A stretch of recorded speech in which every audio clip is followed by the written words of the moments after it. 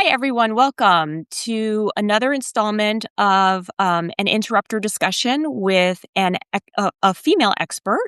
I am pleased to be joined today by Zsuzsanna Végh, who is a program officer at the German Marshall Fund's European Resilience Program. She's normally based in Berlin, but she is now in Washington, D.C., taking up a fellowship. She just mentioned it, and I'll let her maybe fill in the gap on that. But I invited her today to talk about Hungary and the defeat of Viktor Orban, but more importantly, the election of Péter Magyar, who will take office on May 5th. And we're recording this on Monday, May 4th, the day before he comes to power. Her research is very focused on the challenges of liberal democracy in Europe, and she has a particular expertise in Hungary. And so I'm really pleased to be joined by Zsuzsanna today. Thank you so much, Zsuzsanna. Thank you very much for having me. I'm excited to be here and to discuss the topic with you. Indeed, I'm currently in Washington, D.C., just relocated for the coming few months. And my fellowship that you mentioned will be at the American-German Institute. Wonderful. Congratulations. So we're talking the week that Péter Magyar is going to take office as Prime Minister of Hungary. And for those people who haven't been following closely, can you tell us a little bit about who Péter Magyar is? He defeated he defeated Viktor Orban, who I think a lot of people know as kind of the strongman, authoritarian figure in Hungary. But who is he? Is he a Democrat? Is he used to be part of Orban's party? Is he a protest candidate? We'd love to get a little bit of a scene setting here. Yeah, I think it also depends who you ask, what Péter Magyar really is and what he stands for them. But he is a former member of the governing, now outgoing Fidesz party, has been in the ranks of Fidesz for well over a decade, probably even more. But he has never been an elected politician. He was the husband of a former minister in one of the Orban governments, Judit Varga, who was responsible for justice, for the justice ministry. And he himself is a classic conservative,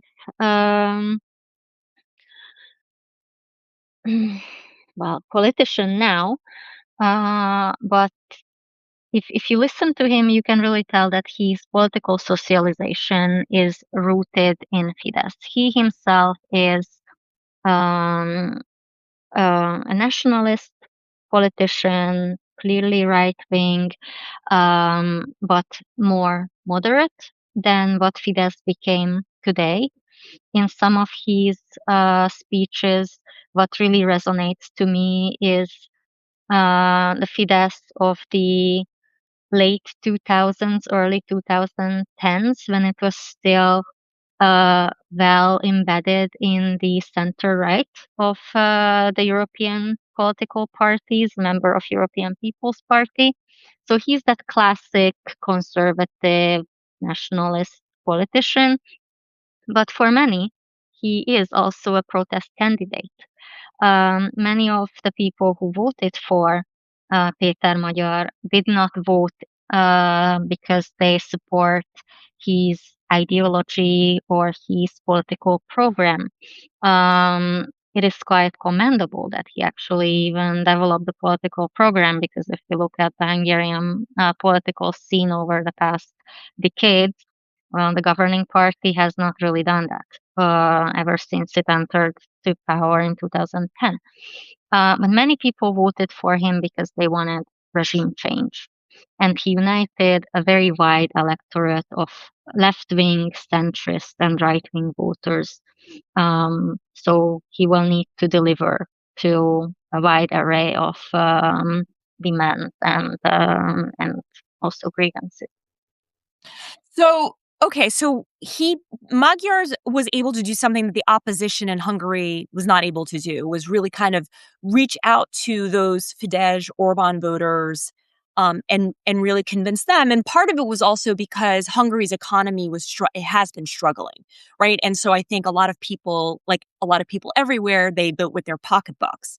And so this message of affordability, which he was very laser focused on, really resonated with the public. And but you've argued in your writings and in your analysis is that the real question now is not whether now that Orban has been defeated, but whether he can actually lose power. Can you explain that a little bit?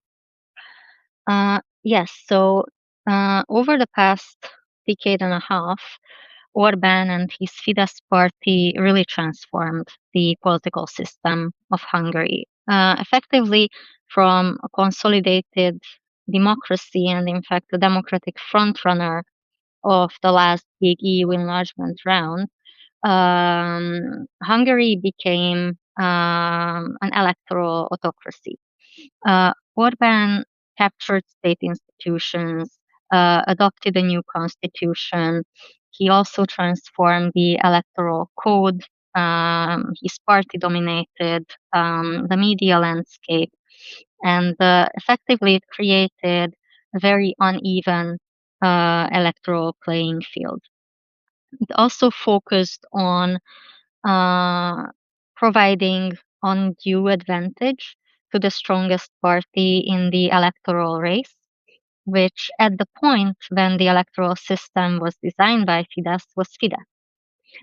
So it was optimized for the strongest party by and large by adopting a series of majoritarian elements that effectively necessitated a very strong countrywide presence for a party to be able to win in this system.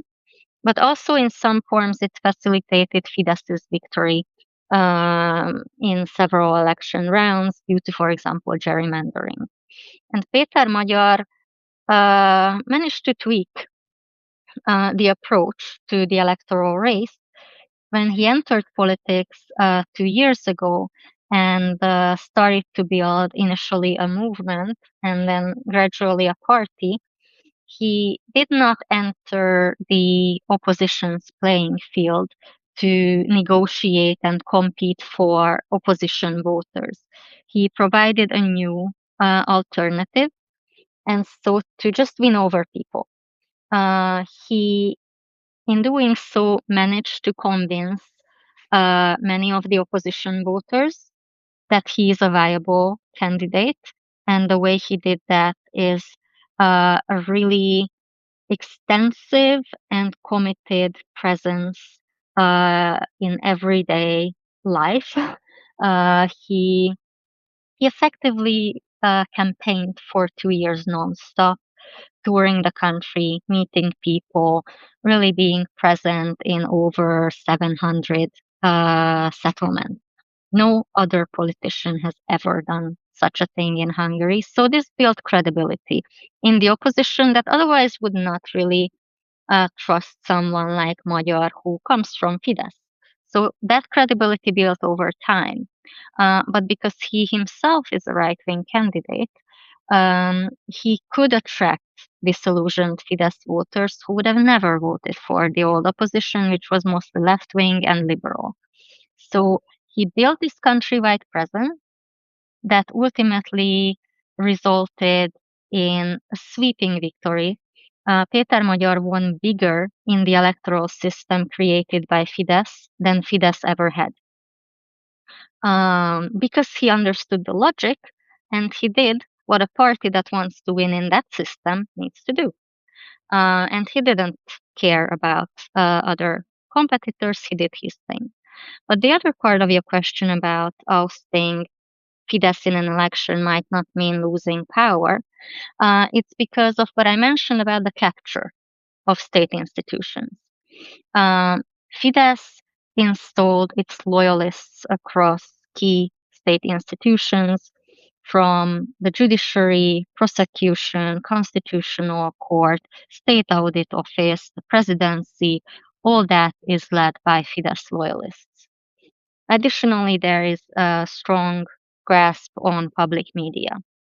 And to change this system, what is needed is a constitutional majority in the parliament. And in the run up to the election, when we were looking at the polling results, the public opinion polls, what we saw is that there is a very strong support for Péter Magyar. So he's likely to be able to get a majority, but not necessarily a constitutional majority. And what we ultimately see is that the result is a very clear constitutional majority. So this means that the incoming government will have the power to actually change the system. He still wants to do it in a way that is not in violation of the rules, and wants to follow procedure. But now he does less, or he does have to worry less about the veto players that Fidesz has installed. That if PISA just won with a simple majority, would have actually remained in power and could have blocked the new government's decisions and policy making, potentially for months, if not years, and could have even led to bringing down the government. So now the situation is much clearer. In this constellation, Fidesz can be actually not just ousted from office, but also from power. So you just mentioned that Magyar, you said earlier, you started out by saying how Magyar was a nationalist and he was formerly a member of the Fidesz party. He's a conservative, but he wants to also follow the rules. And so my question is, will he govern more as kind of a liberal Democrat who follows the process, or is he going to try to become yet another Viktor Orban? That's a big question. He got the mandate to govern as a liberal Democrat. People pushed for regime change. And I think there is that understanding there. And the party built behind Péter Magyar is very different from the party Fidesz was when it entered into power in 2010. Okay. This is a party that is just pulled together now from people who are committed to wanting to make a change, but who very often have zero political experience. Hmm. So in itself, this is going to be a very interesting experiment. We will see how the new representatives are actually learning by doing. But he does not have the type of party basis that Fidesz had, that very disciplined and centralized structure, where people work for the party. People behind PISA are way more diverse, and they want to do something for the country. So that may be a good safeguard there to prevent abuses of the office. But the danger is always there that with a two-thirds majority, an incoming government can really do whatever it wants. Yeah. Now, I think there are enough players worried about that, and Péter Magyar will be under a lot of scrutiny from civil society, hopefully, obviously obviously the independent media, but hopefully also international players like the European Union, the European Commission in particular, that should continue to ensure that Hungary falls in line with the EU's rules and principles. So the hope is that we will see a democratic change. Um, to what extent this will be a progressive, liberal, inclusive change, I think some might end up being more disappointed. Hmm. Those who hope for a very inclusive approach. As we mentioned, Péter Magyar is a conservative nationalist politician, and that will inform his policies. But what seems to be emerging, at least for the moment, is that he has more respect for the rules and for Hungary's membership in the European Union. And his approach is more of a consensus seeking, negotiating one when it comes to that. But there will be issue areas, migration, potentially also LGBT rights, where we will not see a progressive liberal shift. I want to pick up on the European Union because I think the European Union, was relieved with Magyar's Yeah. election, primarily because Orban had really turned to Russia and become some sort of proxy within the European Union for Vladimir Putin. Orban was holding up resources and money that would go to Ukraine and Ukraine's fight against Russia. That has been lifted. Um, are we going to see now that Magyar is taking office as prime minister, is he going to continue to just go along with the European Union, or will he hold back and have a little bit more of an independent position for Hungary? Not necessarily supporting Russia, but looking out for Hungary's interests. Yeah, I think Péter Magyar is not a politician who just goes along. So there will be more consensus seeking, but not just going along. He will be not, um, he's not going to be a veto player like Orban was. I do not expect that, but I do think that there will be issues where he will clash with the European Union. For example, migration definitely is going to be one of them. Potentially also climate transition when it comes to the energy part of the story and the transitioning away from Russia. I think there is openness in the new government, particularly with the person of incoming foreign minister Anita Orban, to diversify and move away from Russian dependencies. But it might take longer than the European Union would like to see. So that will be probably one area of contestation, but also I think there is a lot of room for maneuver here to engage constructively on both sides.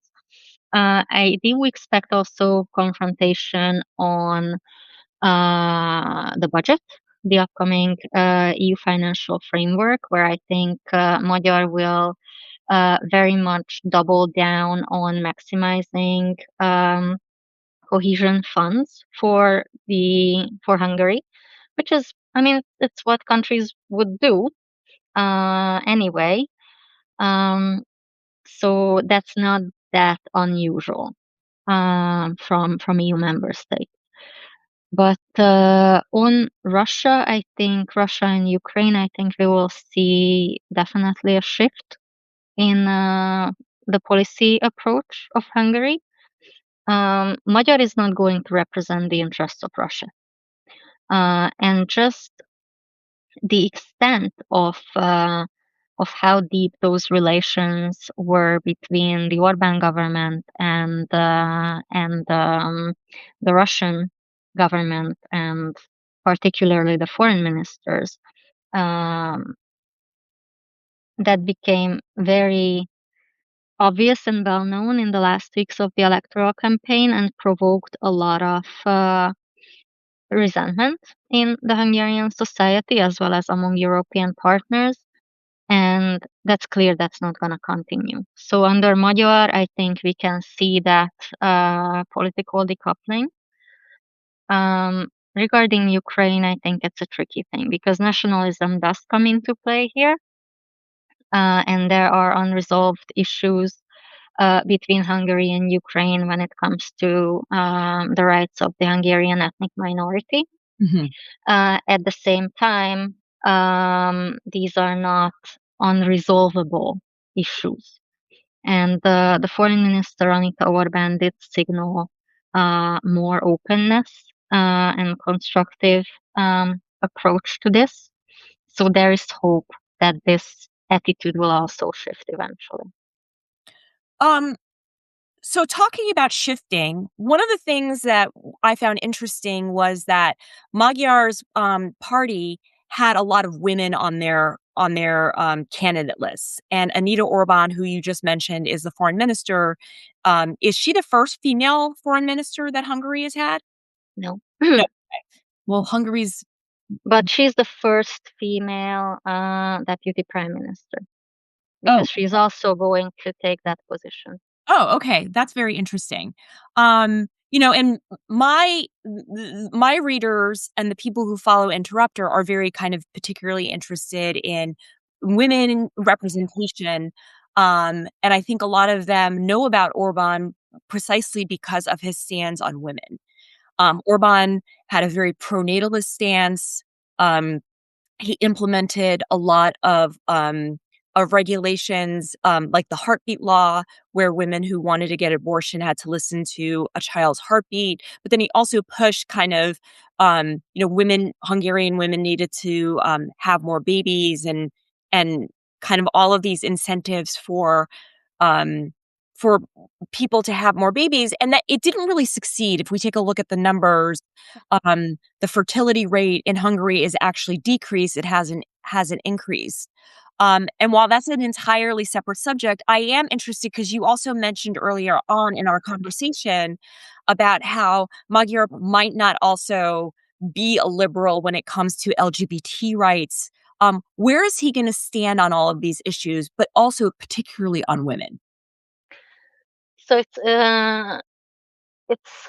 hard to say because during the campaign he very much tried to avoid these topics because the Orban government tried to frame him as um, a very progressive candidate. In fact, while he is definitely not a left wing politician, pro government media and also like government officials talked about him and his party as left wing and woke.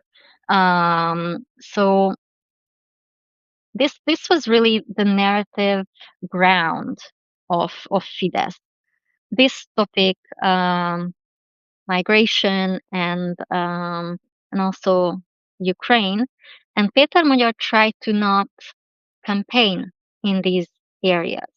That also meant that we know less about his views in many of these domains. He is conservative, though. He was not openly outspoken when Fidesz attempted to ban the Pride March, which then in the end took place as usual last year and was the biggest ever, in fact. Um, so he didn't take a stance there. He avoided talking about the LGBTQ rights. There's a little bit more on women and women's issues in the program, um, but still, that was not a topic for him to campaign on because of uh, various scandals that have come to the forefront as he entered politics about his personal relationships and particularly his relationship with his wife, where he was accused of being abusive. So these are not topics for him to really engage with. In his speech on election night, however, he did make some remarks about LGBTQ rights, which was, I think, up until that point, the most forthcoming um, expression from him, where he said that anybody is free to love whoever they want, Oh, if it doesn't like harm others.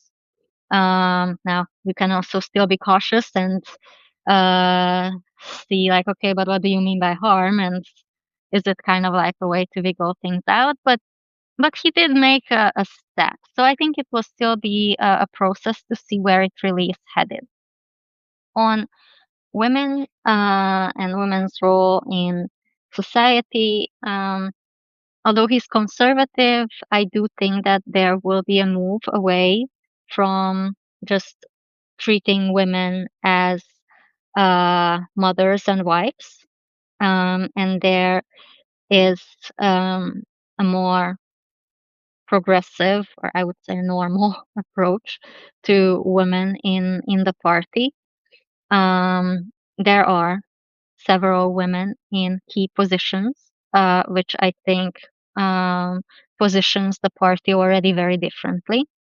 There are three women, if I'm not mistaken, in the government. Still not parity in any way, but it's it's it's still a move. And in the parliament, there are definitely more women than before, thanks to Tisa. Um, he Péter Magyar wants to keep some of the policy measures that Fidesz adopted in support of families. They were still relatively um, popular measures.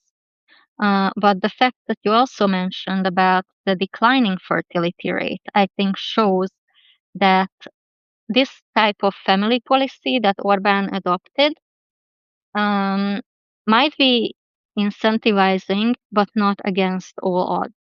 And when we particularly see a drop now in the past years in the fertility rate, is also when the Hungarian economy started to really struggle. So the economic prospects do factor into people's decisions, whether they will be able to bring up those children. And these policy measures particularly favor those who are anyhow better off economically, who are in the position to weigh their options, make decisions, potentially even leave the country. And the other issue is that there is a shrinking population of uh, women of fertile age. Um, so we will need to uh, deal with probably a shrinking population. mhm. Interestingly, what I found really, in a way, surprising is that although these measures were very central, and very often these target people in their 20s and 30s, we did see a drop in support for Fidesz among people in their 30s, also among people in their 40s who should have been benefiting from these measures over the past decade and a half. And Fidesz essentially lost the youngest generation. People under 30 hardly voted for Fidesz. So this is not the policy to win people in their 20s with over. I think people in their 20s appreciate more the prospect of good education, good jobs that Fidesz ultimately couldn't deliver on. So, in our final few minutes here, what do you expect Magyar to focus on in the first 100 days of his term? Domestic issues, ultimately. Apart from trying to re-anchor Hungary back in Europe, the focus will be on sorting out the rule of law and corruption issues and concerns that the European Commission also raised against the Hungarian government because these are the issues that are blocking Hungary's access to the EU funds, without which the Hungarian economy really has no chance to recover. So, because of that pressure, economic pressure, and also the desire for regime change, Magyar needs to focus first and foremost on anti-corruption measures, on the reform of the judiciary, and sorting out relationships with the European Union. So these will be really hard issues, but in addition to this, what he will need to start working on is the reform of the public media and the general approach to independent media to create an information space that allows for pluralism, which Fidesz over the past decade and a half effectively suffocated. Great. Thank you so much for that overview. It's so super helpful. And I hope that if there's other developments regarding Hungary, I can invite you back and we can share your expertise with the interrupter community. So, Zsuzsanna, thank you so much. How can interrupter subscribers follow your work? Thank you very much for having me. You can follow me on LinkedIn and Blue Sky, where I'm most active, and my handle is my full name in the Hungarian order. So Végh Zsuzsanna on both LinkedIn and Blue Sky. Wonderful. Thank you so much, Zsuzsanna. Thank you very much for having me.